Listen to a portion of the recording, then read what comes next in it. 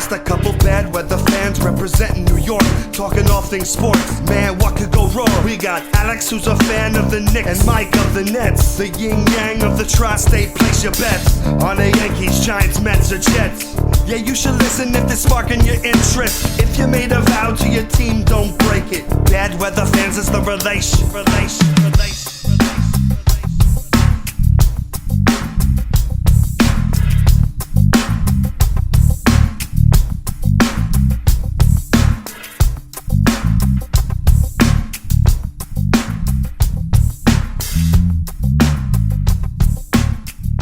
That's right. This is Bad Weather Fans, episode number 99. Mike Biseglia, Alex Benezowitz, and the Nets are playing like crap. And the Knicks are playing like the Knicks. They're 20-21. Meanwhile, the Nets are 25-14 and are struggling. And if you want to come to this video and you want to see something that's worse than the Nets, it's my hair. Maybe I'll take my hat off. I haven't gotten a haircut in a while. They have been complete and utter crap, Alex. The Giants fired their head coach. Miraculously. And I'm not in a pleasant mood right now with the Nets, but Alex, how are you doing? I'm doing well. You know, that Joe Judge stuff came out of nowhere. We'll talk about that in a second. But, you know, just if you're watching on YouTube, you see Leon the cat also in the background doing a little dance and stretching in the background behind Mike's head. So it's pretty funny. But no, I mean, I'm doing well. Knicks won. I'm happy about that. I think it's what, 4 or 5 now, or is it? No, it's not. I don't know what it is. Well, they were 17-20, and now they're 20-21. So 3-1, 3 out of 4. 3 out of 4, not 4. Sorry, Coonies. Sorry. Yes, you're always correcting me. It's not freezing if it's not 32 degrees. Well, you know what it is? You know, I'll tell you what it is. It's from producing sports radio show for a decade when people are down, you know, in your head, like, get it right. You gotta get it right. And can't make a mistake. So I think then that was just, I've been trained. So I apologize. Yeah. No, it's okay. It's okay. You're that guy. It's okay. But you'd be like, I used to be that guy when I was younger, but I stopped because people got annoyed. My sister would be like, oh yeah, the Mets won like 7 in a row. I was like, actually it was 6. You know, I'd be like that guy. And just one day my dad was like, Alex, just stop. Like, you don't need to correct everybody. Let some things go. Well, if it's a Knicks positive stat, I'm going to have to correct it. Of course. If it was the other way around, like they've lost 4 or 5, but it was really lost 3 or 4, probably wouldn't have said anything. Yeah, exactly. Let it slide. Yeah. So how about you, man? Giants fan. Joe Judge fired. He got the seal of approval to stay, and then all of a sudden, in a few weeks, they're saying he's staying, and then at the end of the season, they're saying he's staying. He does a team meeting, and then he's fired a day later. So yeah, I'm glad. How do you feel about that? Yeah, I'm glad they did it. Obviously, the Giants weren't going to win football games with Joe Judge. I was terribly incorrect when I thought they would be improved this year. They were not. They got bad. We all know what the shit show was at the end of the season.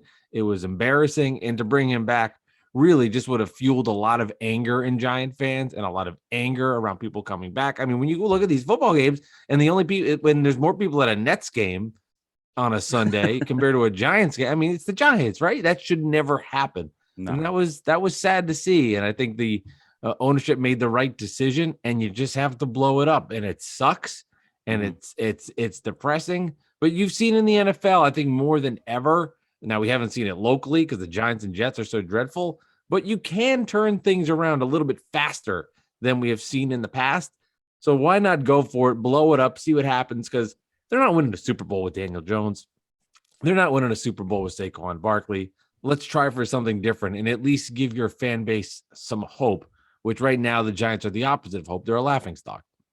Yeah, no, and Joe Judge fooled everybody, even fooled me. His opening press conference was so enticing. It was so charismatic, and he had everybody wanting to run through a wall. And it was like, whoa, like if you can win a press conference, he won that press conference, you know. And then he shows up and he doesn't know when to call timeouts. He doesn't. He's doing quarterback sneaks on his own 5-yard line, and it's just, what are we doing here, you know? And it's just so funny. Also, you brought up Saquon Barkley and brought me back to those Darnold or Barkley debates that Jets and Giants fans had, and we were both wrong.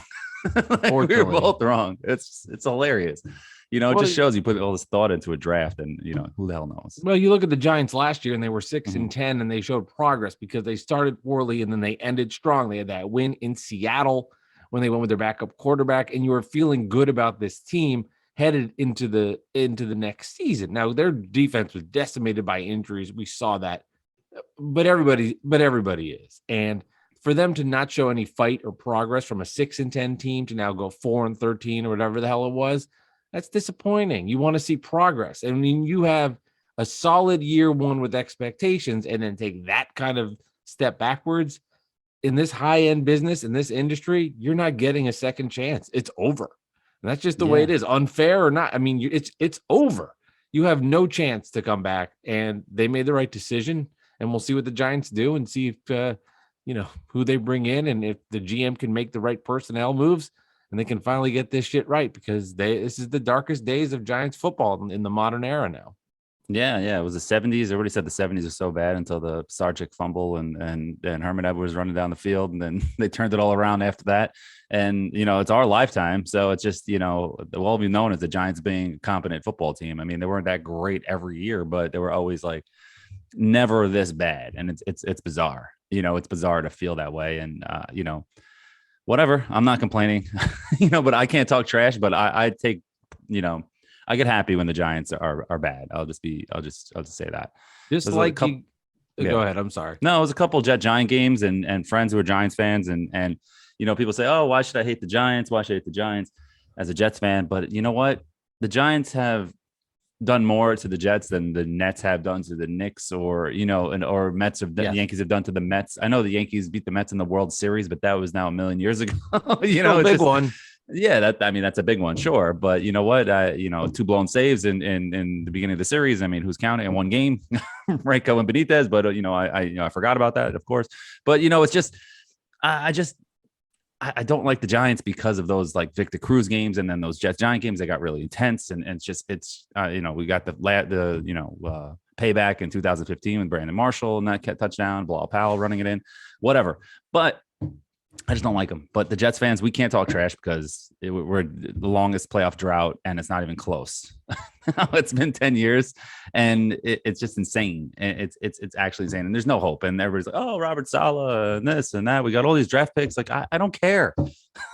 Show me something. We had Connor Hughes from The Athletic, the Jets beat reporter on here last summer, previewing the Jets season. And I told him, I was like, sell me that this is going to be different. And, they hired a defensive coach that's a rookie. They have a rookie quarterback again, no offensive line. How is this going to be better? He's like, well, Joe Douglas. And he was giving me good points. And, to be fair, this year's draft class was a little better, but I still don't see the hope. And, Connor, who's a great big Knicks fan. So, follow him. And of course that's all that matters. But, it's just, I'm just so tired of waiting as a Jets fan. That's all. And I'm just so tired of local football. And let's talk about something good. And that's local basketball. No, well, not really. I mean, the Nets have been so bad. I mean, they have played so bad of late. I mean, they have some bad losses on their resume. The latest one against the Portland Trailblazers on the road with no Dame Lillard, CJ McCollum, Norm Powell, Larry Nance Jr. wasn't there. I mean, and then you look at the games before, they barely squeaked by and beat the Spurs. They have a horrific loss against the Grizzlies. They barely beat the Indiana Pacers that were depleted. I mean, they have some really bad losses. I missed one in there as well. And it's hard to watch. And it's in the mode now where I'm getting fearful that I think they burned Durant out early and he looks a little exhausted. Now he's still putting up 30 and he's doing his thing, but there's not as much pop to this team right now. They clearly miss Joe Harris. They miss his outside shooting. But more than that, there's just no flow and no feel. It was weird because they were playing their best basketball of the season. And then the COVID hit for them and they withstood it. They won games. They beat Toronto with all the rookies and Durant. They beat the Sixers with all the rookies and Durant. Then Durant got out. They barely lost to the Magic with nobody there. Then Harden comes back and they beat the Lakers. They beat the Clippers. Then everybody comes back and it's been awful. They lose to the Clippers at home. I mean, they're blowing 10 to 14 point leads. Something is not right. And I can't quite put my finger on it if it's just a lack of energy, or I think it's a combination of lack of energy and something not right with the team construction that right now they're struggling. Now, that doesn't mean at all that they can't go on to win an NBA championship. They can. Like, for anybody that's like, well, I told you so, this doesn't work. It's January 11th, and there is a long way to go. And there's still the 2 seed in the East through all that.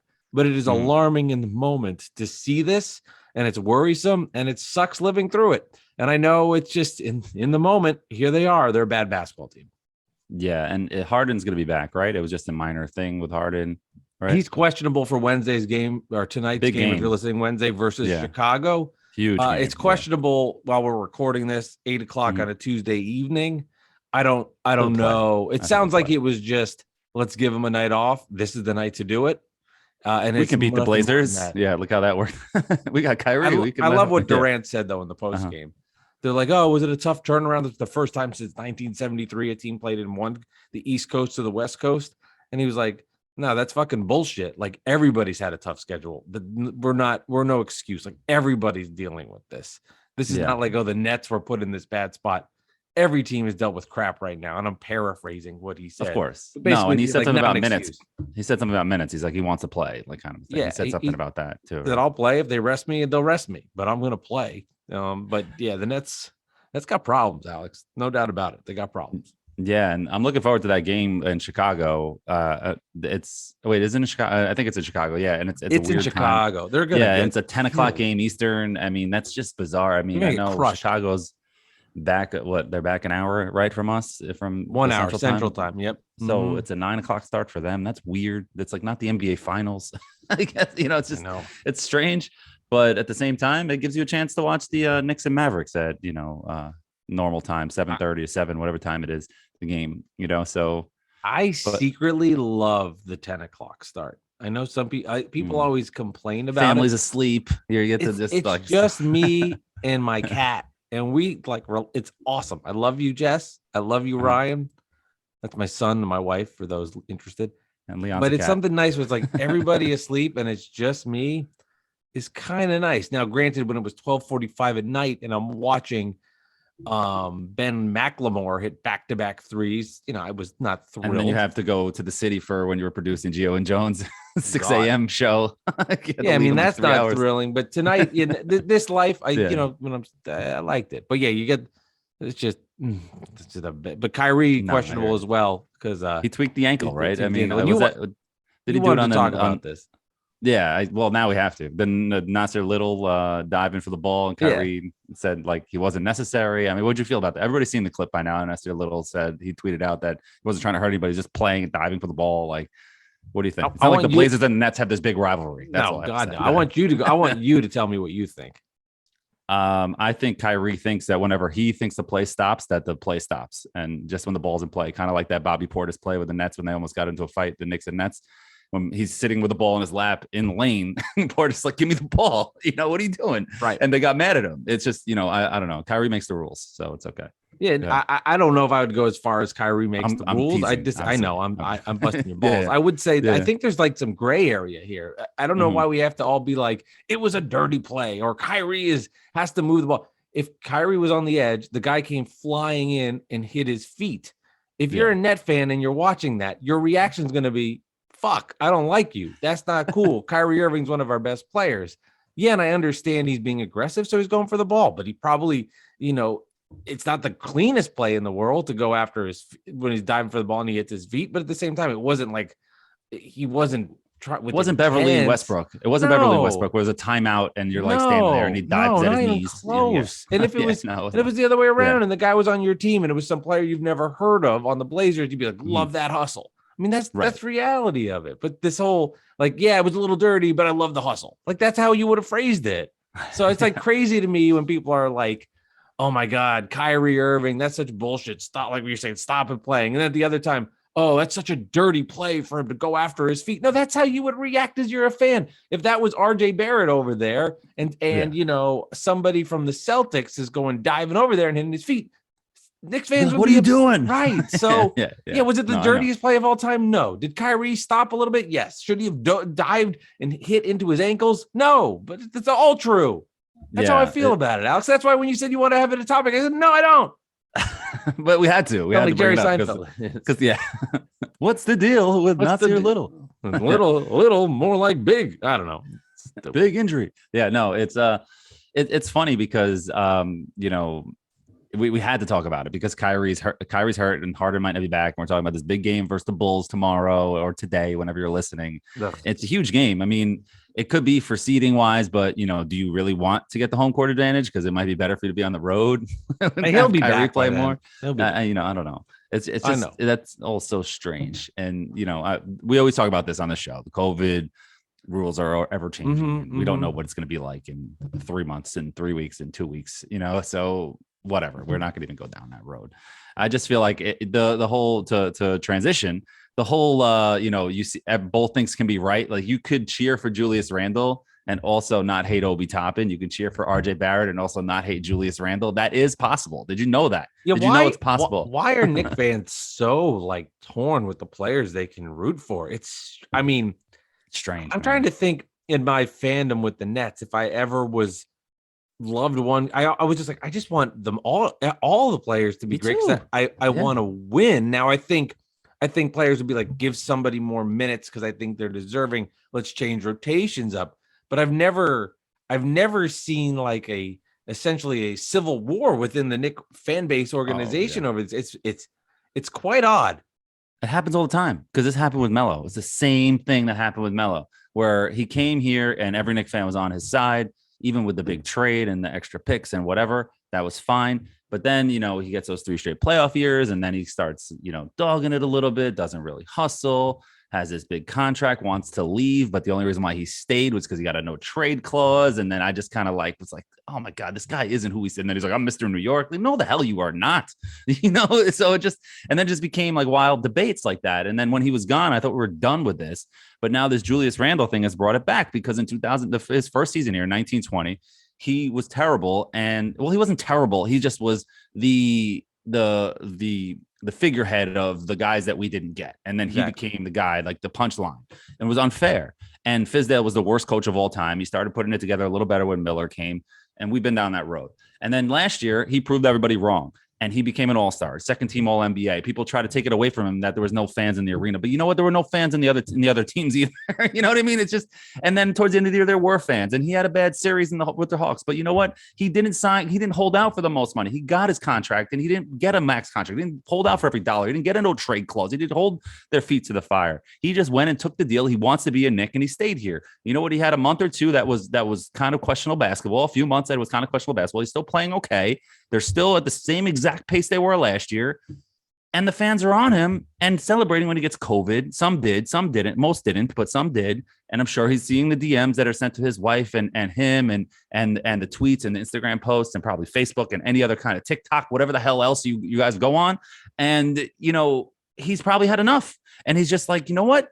I've been out for 3 days, and he's probably scrolling through his phone and like seeing all this crap and finally actually paying attention to it. And you know what? He plays well in that game versus Celtics. And he's like, you know what? Shut the fuck up. Don't cheer for me. You guys are just booing me and trashing me, and not even just booing me. You guys were trashing me and my family. Go fuck yourself. Like, I don't blame him. You know what I mean? This isn't Lindor and Baez. Like, you know what I mean? This isn't like these guys didn't do anything for this team yet. This guy's done something, and you want to hate him. And then all of a sudden after that, fans want to be like, oh, we don't care about saying shut the fuck up. That's how we say hello in New York. You heard that line, right, Mike? Oh, that's how New Yorkers say hello. Hey, Mike, shut the fuck up. Oh, shut the fuck up to you too. Great to see you. Yeah, that's how we say hello, of course. And then all of a sudden, 2 days later, he's back at the Garden, and he's getting booed and trashed on Twitter. In the beginning of the game, he didn't get booed, but then after a while, he shoots 1 for 7, doesn't have a good scoring night. He only scores 2 points, but of course, that's the story. It's not about him getting 12 rebounds, being plus 16 on the plus minus, doing everything he can to get his other teammates involved. What Knicks fans wanted, because, oh, you're not shooting well, stop forcing it. And he does that, and then he still gets trashed because, and the story is about him and not RJ Barrett, who's just turning it on. And it's just not fair. It's just not fair to the guy. And I don't blame him. And then I try to defend him. And they're like, why do you hate Obi Toppin? Oh man, go fuck yourself.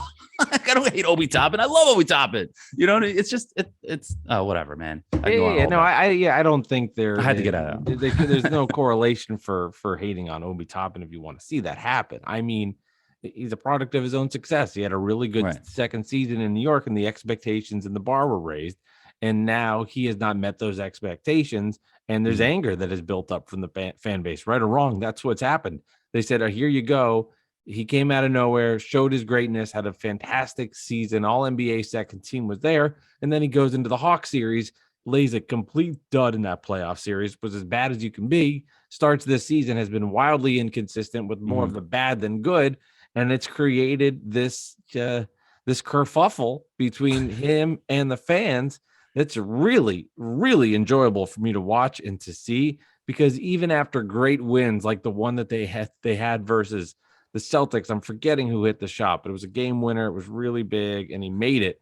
Whoever that was, it was like a Quentin Grimes. Yeah, it was like a really huge moment for the Knicks. And of course, that's now blown out of proportion. Like it's the greatest game of all time because it's a Knick and there's photos and you could just. I mean, it was a fun moment, man. Of course it was. Of course it was. And on national TV. Of course, RJ Barrett walk off. That's what we're talking about. Yeah, no, I know. I'm joking around. I know who made the shot. I just, from my end as a Net fan, it's just like, whoa, like Vomit City, because here's a team that's 18-21. And is going to go on like a parade after the 3. That's how I felt about it. But it's just jealous and anger. It was exciting. It was just exciting. And I know you're not hating. You're just from a Nets fan. I'm just being honest. And then Nets hit a game winner. I'll be like, okay, whatever. Who gives a shit? No one cares about the Nets. You know what I mean? Like that'll be my thoughts. I won't say it. But it's also, you don't boo a guy when you're up 20 points and your future star, hopeful lottery pick, number 3 pick is dominating. Why are you booing Julius Randle when you're blowing the Spurs out? Like, what are you doing? And it's just also the other thing that makes me laugh are these people. There's sports radio hosts, there's fans, there's people who don't watch the rest of the NBA or just don't pay attention. They're like, let's see how Julius Randle can deal with controversy now. What are you talking about? The guy is not 21 years old. He's been around the NBA. He's dealt with controversy. He's been with the Lakers, been with the Pelicans. He's been around the block before he got here. He was dealt with Fizdale here. What are you talking about? You know what I mean? Well, he doesn't have to prove anything. He is who he is. And he's not a number 1. He's a number 2. Stop judging him as a number 1. Bottom line, end of story. Leave the guy alone. And then when I do that and I defend him, people are like, oh, you're a part of the Julius Randle hive. The Julius Randle hive. What the fuck is that? I'm a fan of a player. I'm a fan of a player, and I'm because he's on my team, and he did something for my team, the Knicks, that doesn't happen often. He made the freaking playoffs, and he was an all-star. When does that happen? It's once every 7 or 8 years. That's when it happens. Not 20 years. Once every 7, 8 years, that happens. And Julius Randle was the main reason that happened. And I'm sorry that I don't take that lightly. I'm sorry, because in 5 years, if the Knicks suck again, you'll be looking back at last year as, oh my God, I like the 54 win year. Like, oh, that was such a great year. Would it take me back? You don't deserve to be taken back. That's all. I hear both points of it, and I hear the perspective, and I this maybe will be my common theme of tonight's episode of Bad Weather Fans, episode number 99. Download, subscribe. I really think, again, it's just somewhere in the middle. Like I think you should be a little more worried than you're letting on. And I think some Knicks fans should be a little looser than or a little nicer than they are treating this situation. Fair. I mean, here are the Knicks at 20-21. And the reason they're winning games the last couple of games is because RJ Barrett's playing better. He's now taken a step in a couple of games, and he's played better basketball, but got a big performance from Evan Fournier that helped. But here's Julius Randle being wildly inconsistent. And last year, yes, the Knicks were the same record at 20-21, but they didn't take off yet. They went on a great run that propelled them to the 4 seed. And I think this year, I don't know if they have that kind of run in them. Just looking at what we've seen before, and the Eastern Conference is a lot more difficult. I've said this on the last episode. Bucks, Nets are struggling till the 2 seed. Bulls, Cavs are better. Sixers are ascending. Raptors are playing better basketball. Mm-hmm. And then you got teams like the Knicks, the Celtics, the Hawks, the Wizards. They're all just kind of lumped together. And the Hornets. And it's like those teams are just, the East is just better at the top. So I don't think the Knicks can get there, not because I don't think they can play better basketball, but I don't think they're as good as the Knicks, the Bucks, the Bulls, or the 76ers. They're not going to get a 4 seed because of those 4. They just, I say the Knicks? Yeah, the Nets, the Bucks, the Bulls, and the 76ers. Rewind. Let's edit that out. Funny thing is, though, the Knicks are only like 3 or 4 games away from the 5th seed. Sure. It's really not. It's all such a cluster F. It's the Knicks go on 1 5 or 6 game winning streak, and they're right there. And that's not I'm not saying go on a 12 game winning streak. I'm saying a normal winning streak in the NBA, which the Knicks are capable of. And Mike, ask me a question. Ask me what the Knicks need to do at the deadline and who they need to acquire. All right, this is Bad Weather Fans. Alex, I've been thinking about this for days. I never see you on Twitter, so I know it's impossible to reach you. I wanted to ask what you think the Knicks should do at the deadline. I don't remember the question. And who should they get? Did I get that right? Last year, thank you, Mike. Thank you for asking me the very informative question. What the Knicks should do, I'm not sure. But what they should do, what they acquired last year, is what they're going to acquire when he gets healthy, and that's Derrick Rose. and Kemba Walker. Those two guys will get healthy. They were supposed to be their starter and their backup point guards and supposed to play, let's say 25, 30 minutes each. And that was the team. And they're both out and they still have the same record that they had last year. They do have a run in them, in my opinion. Once these guys get healthy, Derrick Rose is way more important than Kemba, obviously. And Derrick Rose, I've been saying this for a while. He might be the most important player on the team based on leadership, because he's the kind of guy who takes that step. He's that kind of guy that the players look up to. I will say this, because I know you had mentioned in the previous episode as well, they're still in that pocket to get to the 40 to 49 win range. We'll tell you, though, to get to 49 wins, they're going to have to go 29 and 10. I don't think they have that in them. No, I don't think that's that. But they could go on. I've been thinking about that. In the middle of the night, I couldn't sleep. I was like, fuck, I should have said that last time. I don't know if they can get to that's going to be tough. Well, you can add it in if you want. You can edit the audio and just dump it in the last episode. Watch they go now and do this. And I'm like, oh my goodness. Yeah, gracious. fuck me. Yeah, Oh, no, but I think what's more feasible is that they win 5 or 6 in a row, or like 9 of 10, and then they go 500 the rest of the season, and then they're like 44, 45 wins, something like that. I think that's more feasible and something that I could wrap my head around. Mm-hmm. One thing I don't want to do is go trade for Christian Wood or Jeremy Grant or Miles Turner. What does that do for you? That doesn't do anything. You're not right. You're not even guaranteed to be 5 games better. You're not guaranteed anything. These guys are on teams that are trash. I know Grant has been hurt, but you know what I mean. Those are the players that the Nets need. Like that. I'm not saying those guys exactly, but the Nets need another guy that can come in and just give them more depth, scoring, whatever it might be. Another player, another option in the playoffs. That's something like the Nets would need right now, is outside scoring, somebody that could provide ball handling, someone that can rebound inside. That's what the Nets need. Of course.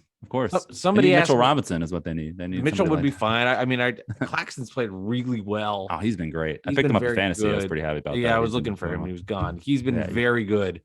I was listening to a Nets Spaces. And the guy started with, no, this is going to be positive. The guy started with, I don't really have much to add here. First of all, if you're ever going on anything, don't ever start with that. If you're ever doing a podcast like, hey, this is Bad Weather Fans, I'm not going to tell you much. Instantly cut it off right now, please. But then he said something I thought was really good. After all that, he goes, people keep saying, what are the Nets' problem? And he goes, you know what the Nets' problem is?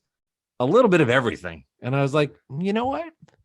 That's a good point. They're having rebounding issues, turnover issues. It's just a little bit of everything. And I thought that was so spot on with some of the problems they're having. Patty Mills he has been awful in the last 7 games. I've never seen a role player go from like 6th man of the year quality, most improved player quality to just bad. It is remarkable.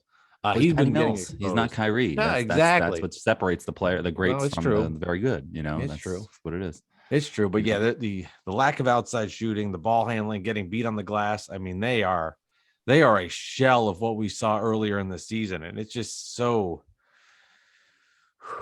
it's getting, it's scary, man. You get scared. Dude, I mean, you must be enjoying it. I am. It is an enjoyable experience to watch the Nets fall apart a little bit. But fall apart. No, let's not go fall apart. I said a little bit. Struggle a little bit. Fine. Better wording. But I don't think they'll be in trouble at all. I think they're fine. My basketball mind is overwhelming my heart. And I know they're going to be fine. And I'm looking at it rationally because I'm not a fan watching every single second of these games. Mm-hmm. I'm watching them, but I'm not really like no, the Net fan is you're do you think Steve Nash lasts though? I mean, how the coaches are, and that's like a kind of a tongue-in-cheek question. See him fired. You know what? Like NBA coaches, I've been surprised before. Yeah, but especially with these guys. If he's going to get fired, it's good. I mean, he was handpicked. Right. By Durant. I don't think he's going to do that. And Sean Marks and him are very connected. They are best buds from all of their time together. And Durant and Kyrie are the ones that wanted this.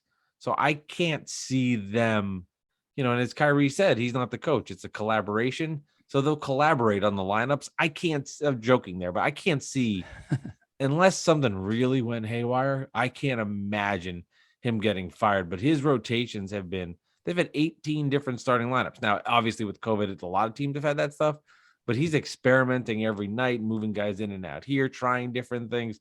It's been a very unenjoyable season, Alex. I told you beforehand how uninspired I've been with the season, even when they were winning games.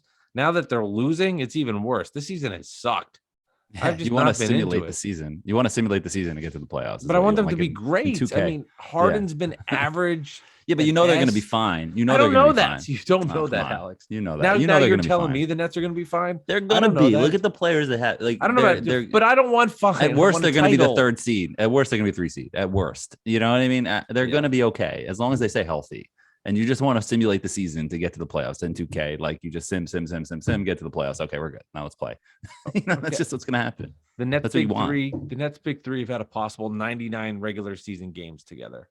Guess how many they've played? 99, like the episode. Oh, okay, yes, go ahead. Yes. So 99 is the max. Like if they were all healthy at the same time, or Kyrie was eligible to play. Guess how many they've played together? 42. Lower. Whoa. 36. Way lower. 23. Lower. 19. Lower. 12. Lower. No. 9. Higher. 11. Lower. 7. No, I'm just kidding. 10. 10.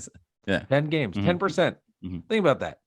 So when you look at crazy. this team and why they're struggling, I think it's just because they don't play together. They have no consistency. They're never a group.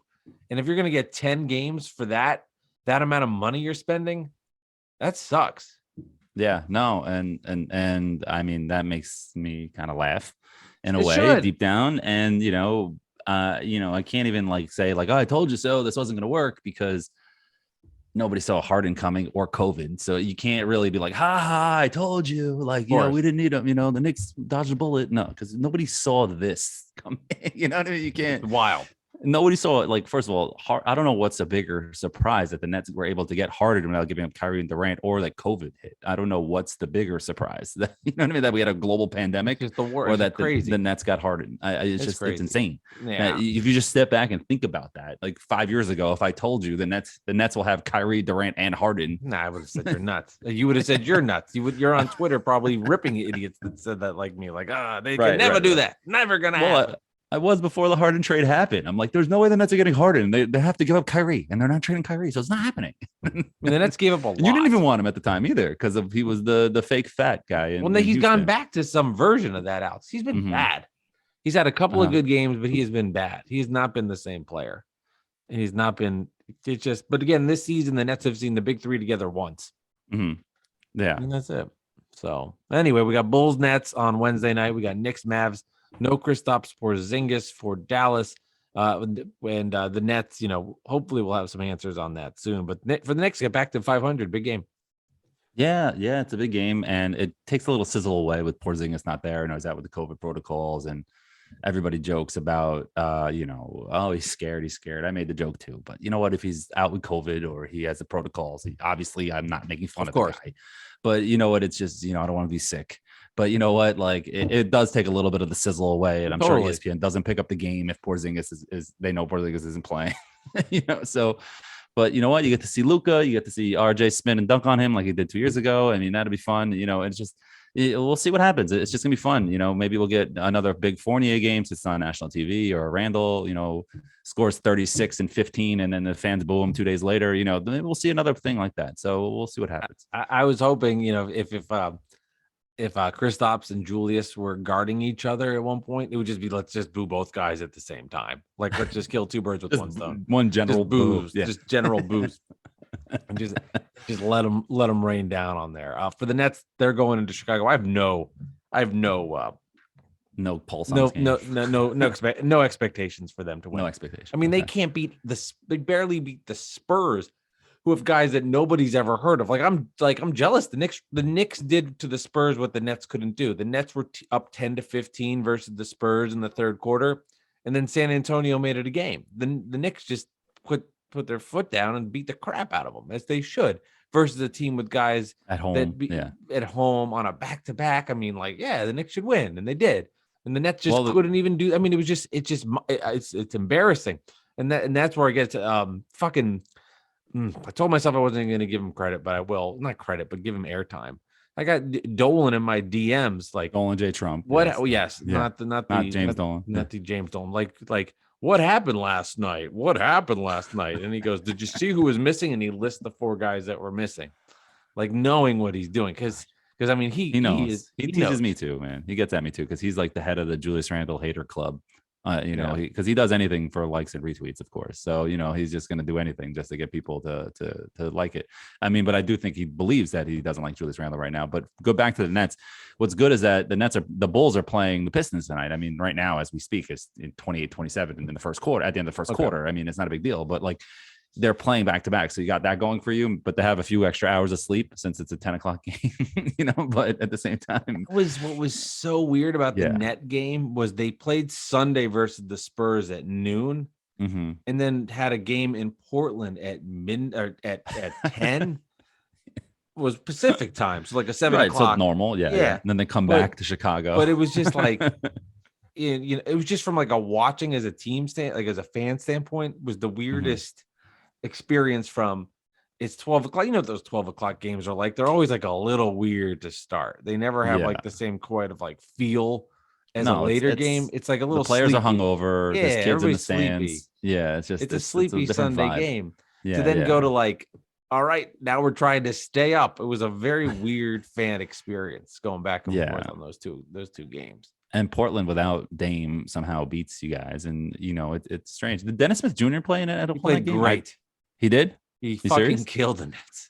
Are you serious? It was tremendous. I didn't watch a second of that game. He did this one play where he tried to do this windmill dunk, and I believe it was Claxton blocks him. I don't remember who blocked him, but he jumped from the free throw line and tried to do this windmill dunk. If he completed it, would have been the greatest dunk in sports history, basketball history. He did not, but he was good. If I had to guess at the top of my head, he probably had like 8 points, 3 rebounds, 2 assists, something like that. 6 points, 3 assists, 1 rebound, and 1 turnover. Wow, good for him. Timely baskets. Still a -8, like just like Dennis Smith Jr. -8. 13 minutes, 3 of 6 shooting from him. Timely baskets. He wasn't bad. Yeah. Well, you know what? I didn't want him. I didn't like him at first because he was compared to Frank Ntilikina, who comes back to the Garden tomorrow, by the way. That's a big deal. He gets a standing ovation. Oh, yeah. He gets a standing ovation, but the Knicks fans boo Julius Randle. Like, does that make any sense, Mike? It does. It does. Because it's like a Brian Scalabrine kind of thing. Like, so he's a mascot. Yeah, a little bit. I mean, he was a lottery pick. There was a big disappointment if you're huge. The seventh Donovan pick Mitchell in the draft, and you're, I'm not saying the whole Donovan Mitchell thing. A lot of other teams passed up on him, but that's the guy. Yeah. If you're the 7th pick in the draft and that's what your outcome is, just like Knox on the bench, didn't work. Waste of a pick, and that just continues the rebuild, slows it. So I think it's kind of like a mascot, but there's not anger there because I'm trying to pinpoint that. Why is there no anger there? I don't know. But to be honest, while you think about it, there should be more anger towards Ntilikina or Knox than Julius Randle, considering what their production on the court and where they drafted him. I don't get it. I just don't get it. Draft capital at that pick in a top 10 is worth more to an NBA franchise than a non-max contract $100-something million that Julius Randle gets. That's not a lot of money. Makes him the 37th, 40th, 50th highest paid player in the NBA. Like, I don't even know, but it's not even close to the top 25. Let's put it that way. I want to have Dolan on. J. Trump. But I don't know if it will. Every time he comes on, things get a little bit out of control. He knows how to get us mad at each other, too. Yes, he knows how to get us mad at each other. He's very manipulative. And that's what he does. He prides himself on that. By his does. But I want to do it and kind of just say, like, step back, because I don't think he could get us mad at each other on this one, because I don't quite have the passion on the topic as you do, rightfully so, on either side, because he's not on my team. Right. So I don't think you and I would fight, but I would like to see you two have a conversation about it. Would be fascinating. Well, you should read our DMs. Real quick, before we get on to the poll question, jersey numbers, trivia, all that stuff. What ranking, like how do I say this? The number of highest paid players in the NBA, what rank do you think Julius Randle is this year? And what does he make? This year, he's making $19.8 million. Next year is when the new contract kicks in. It goes up to 23.7. So 19. I mean, year, Joe Harris makes 16 or 17. So he's probably 36. No, think of. I'll give you one hint: Bart Scott's number or Mo Lewis's number. Was it for the Jets. 52? 57. 57? 57th highest paid player, and you guys are judging this guy like he's getting paid less than Tim Hardaway Jr. He's getting paid less than Al Horford. He's getting paid less than Brandon Ingram. Well, I guess Ingram was pretty good. Getting paid less than Gary Harris, than Danilo Gallinari, than less than Harrison Barnes, less than Kevin Love. There was Alex. There was a chest pumping of I'm here, I'm the guy. And that sold people, and that isn't there this year. And it's hurting. And it's hurting the orange and blue. It's hurting the fan base. It's just hurting them inside because they like basketball the best. They see it the best. They get energized the best. And now they're seeing their guy not performing at the level that they thought they wanted. He's saying, fuck you to you. He's really there. And it is not. He's saying fuck you back is really what he's doing. You know what he did with but that. You can't say it, man. It doesn't bother me. I don't know. That's one thing I got to give to Melo, though. He never gave it back. You know, he got ridiculed as well, and some of it rightfully so, but he never gave it back. He just showed up to the press conference wearing a silly hat, and he gave his answers, and that was it. And, you know, and for Melo, I respect him for that. But the no trade clause, you wanted to really go to Chicago until you got a no trade clause. You made a documentary about it. Don't tell me you're missing New York. That's all I have to say about that. But anyway, I don't want to piss anybody off. I can't believe Melo is just even still playing.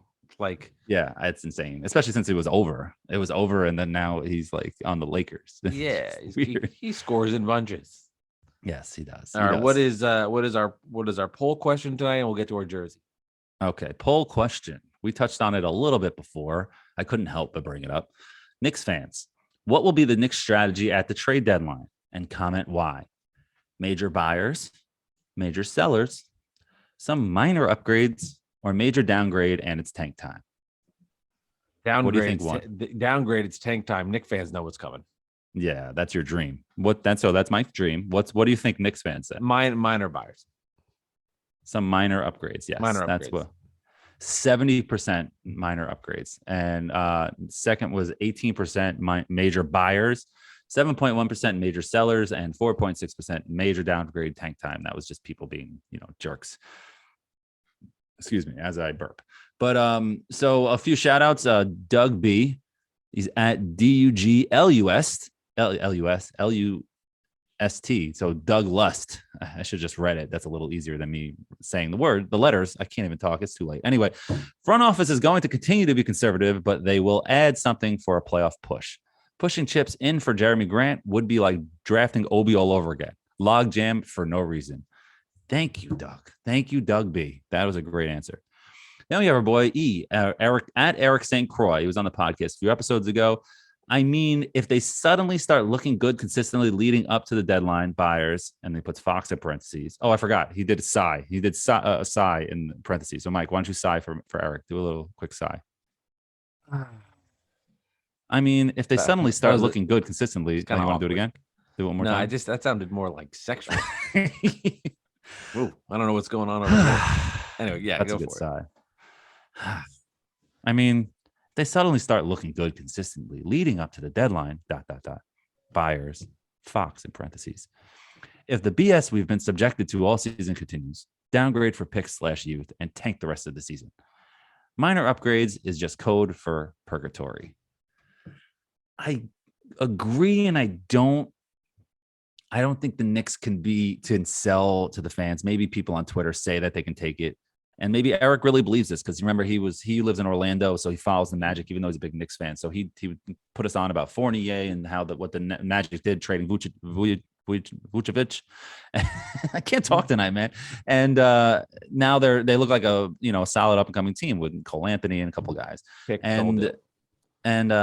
So that's what he's looking. But what are the Magic guaranteed? Is my opinion. But at the same time, I get it. But the Knicks can't tank now. They can't go from the 4 seed last year to being the same record, then all of a sudden trading everybody for draft picks. They can't do a Shumpert and J.R. Smith trade right now for Lance Thomas and picks. They can't do that right now. They just can't. It just would be a terrible look. If you're telling me you're going to get a lottery pick that's guaranteed to be in the top 3, you're not. It's not. And even then I wouldn't do it. You know what I mean? You have to keep building with this team. Sometimes it's okay to be good for a few years and just stabilize the franchise from being a laughingstock and change the perception of the team. And then like the Nets, exactly. And or just like the Bulls this year, they're not going to win a championship. But you know what? They went in. You never know. I mean, the way they're playing. But, they went all in. They said, you know what? We're tired of giving our fans nothing. We're tired of trading guys and getting draft picks or paying the wrong players. Let's get a proven DeRozan. Let's get Lonzo Ball, who's an up-and-comer. We already got 2 other all-stars here in Levine and Vucevic. Let's go. And the way they went, and people said DeRozan sucks, and they look like a bunch of idiots right now. Shout out to Eric St. Croix, our boy. Yeah, shout out to the Steelers for their win on Sunday versus the Ravens. Yeah. My Super Bowl pick is still alive, by the way. I remember on this podcast I picked Steelers and Rams in the Super Bowl, so I'm still alive. If the Steelers made it to the Super Bowl, that would be an unreal story. The most that they have the highest is it the highest or lowest? They're the least likely to win the Super Bowl, right? On the lines. I don't know what. I'm new to this gambling. Legal here in New York. I'm new to this. I had Chiefs Tampa, which I guess still in the mix for. Yeah, I guess you're in the mix. Yeah, that's kind of a cop-out answer. But you said in that episode, whatever episode it was, go check it out. We did our Super Bowl picks. Mike said, "How can I pick against these guys? I'm going to pick against the Chiefs." Yeah. What do you want? And the Titans being the 1 seed is kind of I know Derrick Henry might come back, but like, are you scared of the Titans as the Chiefs? No, the way they're playing right now, they're scared of nobody. And Brady. So, I mean, until you beat them, you beat them. Well, so, sorry. Yeah, it was an easy answer. That's what I wanted to do. Anyway, continue. Yes, there you go. I was trying to go outside the box. But anyway, so then we have 2 more shout outs. Brian Burnside at B Burnside Music. Leon will make a big move. He has accumulated a lot of picks for this moment. He can't use all the picks. If not now, then in the offseason before the draft. It'll be interesting to see what happens. That is very true. But I don't know. Leon Rose has not made any major moves. Everything has been kick the can down the road, get a guy, easy contracts. He hasn't made that big splash move yet. So I don't know how, it's all perception. It seems like he's saving it for somebody and for something. Zion. But that's another conversation for another time. Yeah, and it's been like draft night trades, coming down picks, taking 1 pick, making it 2, moving down here, getting Kemba for nothing. Derrick Rose is probably his biggest trade, I would say, right? Am I missing something? No, and for Dennis Smith Jr. in a 2nd-round pick, that wasn't even like they shocked the roster or the draft picks to get him. It was just kind of like, yeah, we'll take him off your hands. Don't worry about it. Like, shh. Well, the fear then was just going to take minutes away from quickly. Yeah, that's true. That's true. And also the AWOL situation. The last time I was here, but he's obviously become a man now and knows where he is. There's not. If I had to pick a favorite Nick, and it's him, and there's no one. I love for him. You. Yeah, I think he's great. He's an older player, like that saw what he come from to like being the superstar guy to go through what he went through, the struggles, then come back to the league and turn himself into what was a 6th man of the year candidate. I mean. Yeah, good guy. Tremendous. Now. Yeah, I just love it. Love it. All right, I like a Nick. There you go. My favorite player in the Nets organization. Do you want to guess who he is? Say that one more time for me. My favorite player in the Nets organization. Like in the Nets that's current. Yeah. This is some joke. Amari Stoudemire, of course. Favorite player in the Nets organization. Yeah, who's your favorite player on the roster outside of Durant? Probably Claxton. Just after that dunk on Christmas, man. Holy crap! I'm like, this guy, and he just got the hair, and it's just one of those guys that I would love him if he was on my team. Would love him. Yeah, he brings energy, block shots. His best, one of his best abilities is when they switch, he can guard guards. Right. So he doesn't get beat on the perimeter, and he's only getting better. And he's a 2nd-round pick. Yeah, he's Sean Marks has done a nice job drafting. Yes, that he's done a good job with those later picks. Jared Allen, Karis LeVert, even the guys off the scrap heap like Joe Harris. Yeah, that's where the Nets. Yeah. But we're past those days, Alex. It's about winning championships. Culture teams are dead. Now it's about winning fucking titles. The sellouts for the titles, and you don't care, and I wouldn't either if I were you. That's it. No, I'm ready for it. And a last one, Jason Meredith at jmeer09 NYC. Do you consider Miles Turner a major buyer's trade? No, I do not, but I also do not want to do that because I know it will cost a lot. Sure, if you want to hand me Miles Turner in a Derrick Rose type trade, sure, I'll take him, but that's not feasible. That's not likely. You're not going to trade Kevin Knox in a 2nd-round pick for Miles Turner. You know, if you do gotta that, give I'll something take up. him. Of you course, know, right. but it's not likely, and he's not as good as people think he is. He just crushes the Knicks. He had 10 threes against the Knicks or something early in the season. I remember that's not Miles Turner every night. He'll give No. you 35 and then 4 games of 8 points. You know, so relax. And he can block shots. He's a great rebounder, so he does a lot of things well. But again, I look at him as a piece that can help take a team over the top. If it's on the Nets, if he's on the Bucks, if he's even on the Bulls, like he's pair him with Vucevic, and you got this tremendous front court. He's a guy you put him on a team to get them over the top, not rebuild like your the roster Suns to waste or something. time. Yeah, something like that. Just add him somewhere. Yeah, no, I know. All right, well, that's all the poll question. Oh, real quick, Klay Thompson. Congrats to him coming back, man. That's awesome. You know, the Warriors are going to scare the crap out of you in the finals, Mike. I'll take it right now. I'll take it right now. I love people with this. Jalen Rose and ESPN were saying like, get me in the door. That's are they saying, better? Right? Are the Warriors better without Durant? What is this? What are we talking about? Is it 2019? Like what is happening right now? If the Warriors added Durant again, there would be like then the conversation would go from the NBA sucks, we know who's going to win the championship. Right. Not to now where it's going, who's going to win the title? Nobody. This is the like most 4 teams wide open. Yeah. I think it's been in forever. Right. Since it's been a long time. I mean, it's really wide open. It's really not, but it is. It feels like it is, but it's not. Like there's 4 or 5 teams that can win a title. You would think. You know what I mean? So if you look at football, there's 4 or 5 teams that you think of. But obviously, it's easier to go on a hot streak in the playoffs and win a championship like the Giants. But you know, I don't know. That doesn't happen in the NBA. I think it's more than you realize. I think you got the Warriors, you've got the Suns. I still think you can't disregard the Lakers. I know they're terrible right now or average, but it's still LeBron in the playoffs. And if Anthony Davis gets his stuff together, like, I don't know. I mean, you telling me I would still say it's possible. Absolutely. So you got top 5 in the West is Warriors, Suns, Jazz, Grizzlies, Mavs, and then Lakers are down a little bit. So, but they're like, we'll come back when Anthony Davis comes back. And then in the East, you have Bulls, Nets, Heat, Bucks, Sixers.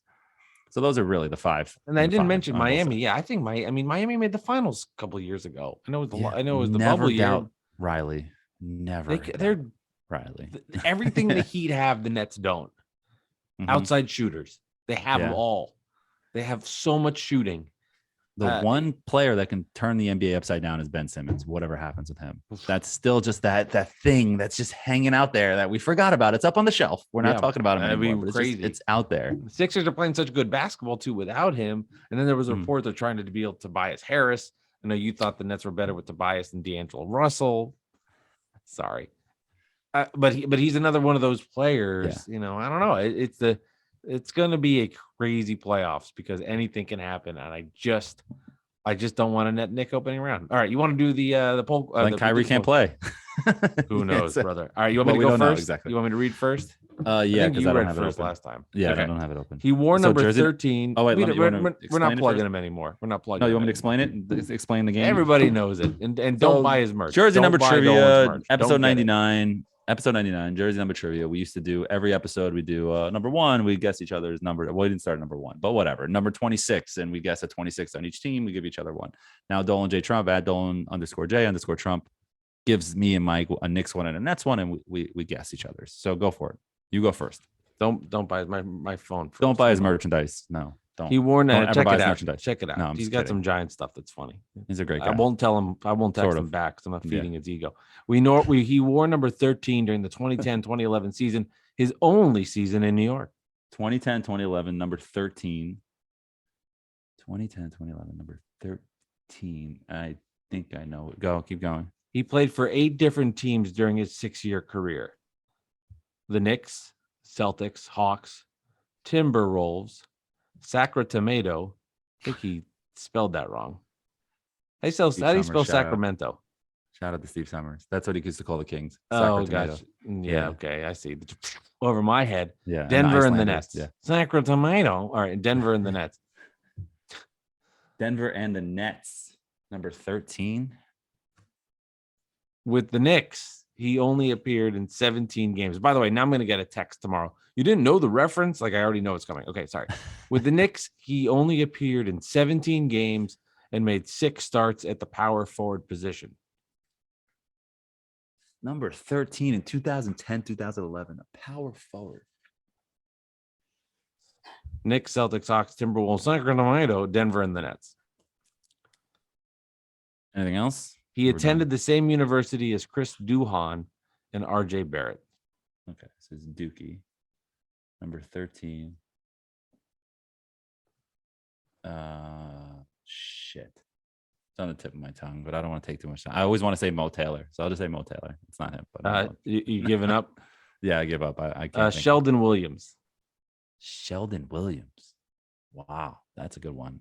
That's a good one. I would have never gotten that. That wasn't even close to what I was thinking. I kept thinking about, Malik Rose or like Jerome James and like people like that. I know Malik Rose was 31, I think, but still, just whatever. Anyway, go ahead. Jerome James may have been 13. He was, but that was way before 2010, 2011. Yeah. That's like the beginning of the Melo Amari kind of run. You know what happened in the summer of 2010, right, Mike? So, all those players signed with other teams besides the Knicks. The last time they had cap space. Yeah. What? And the Nets. And the Nets. Yeah. Not that anyone cared then. I got to give you one. Yeah, I wrote to Dolan. Then after that, I said, that was a good one. So I agree. Oh, you're going to get this one. Sorry. But you're going to get this one. All right. Never mind. He played for the Nets for 2 seasons from 2011, 2012 to 2012, 2013. This is a bad years for me. I know. But Derek Favors. I feel like he'll know. No. And he wore number 6 before switching to number 10. Was he traded for Richard Jefferson? I don't know. Let's see. He played for 8 different teams during his 11-year career. Orlando, Charlotte, Chicago, Houston, San Antonio, Boston, the Nets, and Milwaukee. Is it Yee? No. Okay. Keep going. 6 and then 10. I'm just going to name people. Terrence So Williams? 11 to 13. What? No. Terrence Williams. With his second year with the Nets, he made 23 starts in the 74 games he appeared in. I'm blanking. I'm tired, too. I'm just going to blame exhaustion. We got 2 more. 2 more. He went to the same university. He went to the same university as Bill Clinton. No, just kidding. He didn't. He didn't go to Arkansas.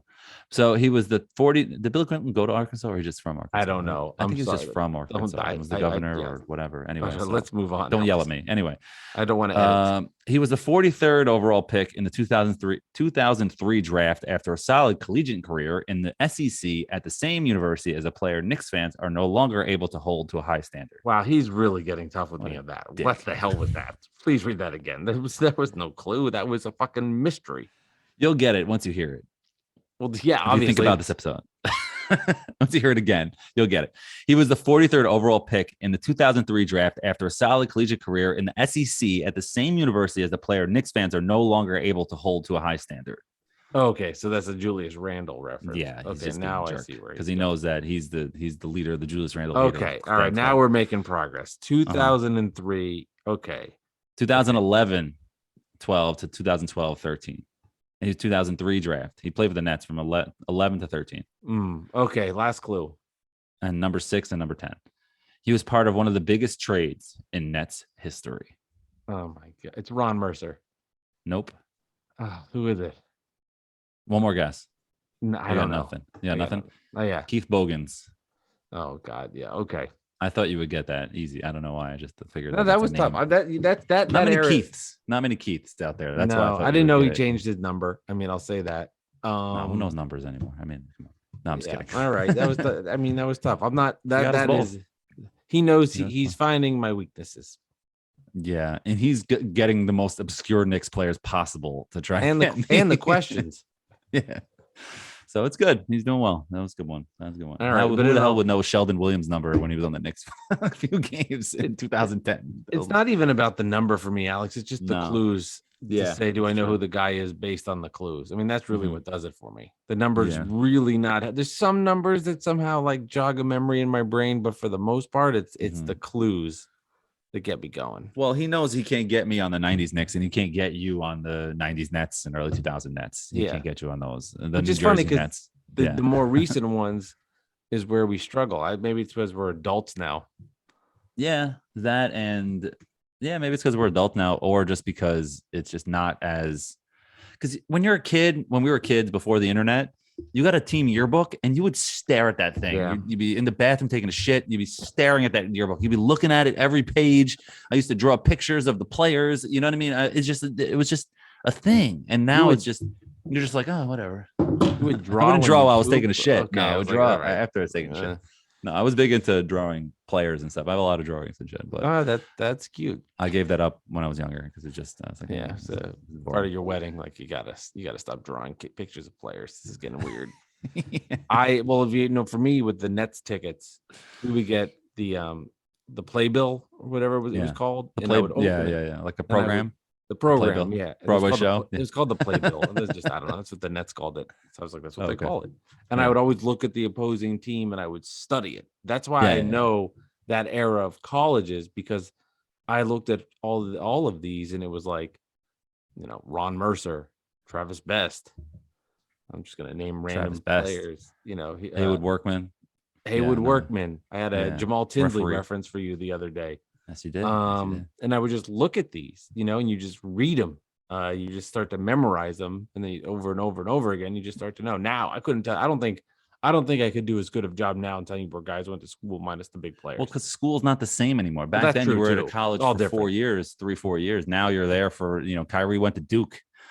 Right. For that doesn't games this like or whatever. Yeah, I mean, I know he got hurt and everything, a different situation, but like, yeah, you remember RJ went to Duke because they had a long run. But do you remember Kevin Durant went to Texas? Like, I'm sure most people don't even know that. You know, it's just, who cares? You know, they retired his jersey just because he's Kevin Durant, not because of what he did for Texas and losing in the third round of the tournament or whatever he did, you know, or second round, whatever it was. Anyway, Melo did go to Syracuse and he did win a title there. He did. That's when I love. Actually, I love Melo. I have a friend of a friend, a girl who had fun with Melo in college back in the day. It was pretty. I wonder fun. if I know her. I went to Syracuse. Maybe you do. We'll talk about it after. It's not something to say on podcast. That's fair. Yeah, I remember. My one memory of seeing Carmelo walking around campus was I walked by him like, that's Carmelo Anthony, and he was wearing a Mickey Mouse hat, like with the ears on it, and I was like, "What the hell is that?" I was like, "All right, okay." Well, he's Melo. He God can bless. do whatever he wants. I know, it was just funny. I was like, Yeah. I think he's wearing a Mickey Mouse hat. Yeah. How about that, man? 1 year in Syracuse, wins a title, and goodbye. That's the best 1 year college like you could do. Obviously, I was a freshman the same year he was a freshman, so I always felt like this connection to Melo later in the NBA. When I see him, it like symbolizes to me being an adult and now being like where I am in my life, and I'm like, oh my god, that was 15 years ago.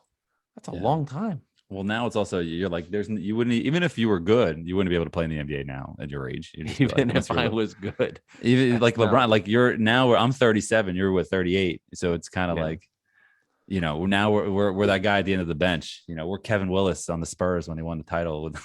You know what I mean? We're that guy that's just like, hey, hanging on. Yeah, man, I'll be Kevin Willis anytime. Yeah, 42, right? Yes. Oh, I don't know. I just remember him from the Hawks. I think 42. Anyway, this is Bad Weather Fans, episode number 99. Alex, your Knicks, they have the Dallas Mavericks Wednesday night. If you're listening to this on Wednesday, Nets go to Chicago, late game, 10 o'clock. Nets struggling. Knicks playing a little bit better, but a lot of controversy swirling around everything that's going on with Julius Randle. So Wednesday night, big game for both of these teams. No Kristaps Porzingis, unfortunately, because of COVID protocols. A little disappointing on that front. It is what it is, but we'll see what happens to these teams. Guys, don't forget, you can see this on YouTube. Check it out. Subscribe, watch the video, tweet at us where you're watching this and screenshot the video. We always love to see that. We will retweet it at Nick Central, at Mike Delivers Pod. Alex, hopefully next time we do this, the Nets are playing better basketball. I am nervous about that. Yeah, and I've been trying to think of a joke, but I can't, with the 99 Problems song with 99 episodes, but I don't know. Let's just home court games for Kyrie's not one. Oh, there you go. Yeah. All right. All righty. See you later, Alex. Peace.